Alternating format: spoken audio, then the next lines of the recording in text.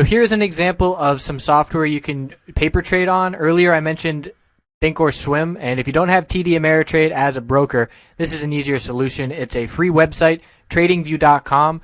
It's really good for charts as well. So this is the home page. You go in and you pull up your chart. And I was working on Netflix earlier. Let's pull that up. Down at the bottom here, you click trading panel, and that pulls up the trading. You got paper trading. You can reset your paper trading account, choose how much money you want to start with. So let's say $10,000, reset that. And then you can place trades. So let's say I'm watching Netflix here on this is the weekly chart, but let's say I'm zoomed in and looking at the hourly, and I see a setup I like, so I want to practice some trades.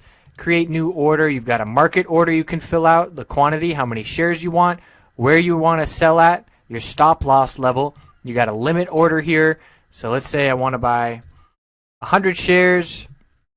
I'll take my profit at $98. I want to put my stop loss if $97 were to break, and the price I want to buy at is $97.55. So I place that order. It shows up. And then once it fills, it will show up down here, and then I can keep track, and it responds to real-time data. So if Netflix hits $98 for real and I have my order, it will trigger here, and it will show me what I would have made. So it's a really good way to practice without risking any money. You're looking at the chart right here, and you can restart every day, or you can have one account that you use cumulatively and see how you would fare in the real world.